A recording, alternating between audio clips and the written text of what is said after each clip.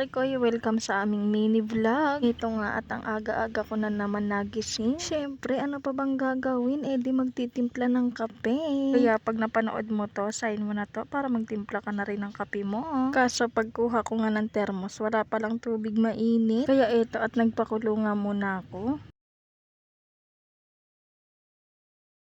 At nung kumulo na nga ito at nilagyan ko na rin yung kape ko at imimekos-mekos na nga yan ni Insan. No? Tignan nyo naman, sarap yan. At habang nagkakape nga ako ito at magmamaganda na muna ako.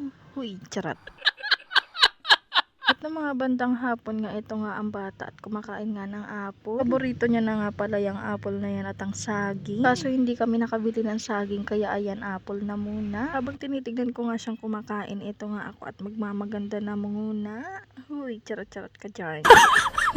Ito nga at kahit gabi na, papunta pa rin kami sa papa niya. Wala nga kaming kapaguran sa kakalakad mag-ina. Eto pagdating nga namin may ginagawa yung papa niya. Kaya ayan, for the antay ang mga person. Wala naman talaga kaming gagawin dito, kundi magtambay lang. Syempre ang bata magkukuli. Lumapit nga siya dito sa may speaker dahil nagagandahan nga siya sa mga ilaw-ilaw. Naantay na nga lang namin na magsara na nga yung shop para nga makauwi na rin kami. Tignan nyo naman tong bata, nakakuromi nga. Ang ipit nga niya ay kuromi, yung tsinelas niya kuromi at yung suot niyang damit ay kuromi pa rin. Sabi ko nga sa kanya, bumili muna kami ng diaper dahil naubusan siya ng diaper. Kaya eto, nagpunta na nga kami dito sa binibilhan namin ng diaper niya.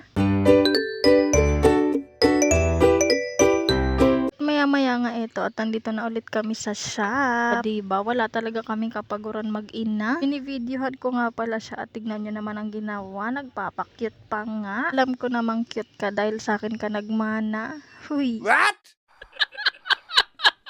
At maya-maya nga nakauwi na nga kami at eto nagutom kaya ayan pinakain ko ng pansit. At pagtapos ko nga kumain eto at maglalatag na nga ako. Pero bago nga ako maglatag ay nagwalis nga lang ako ng very very light.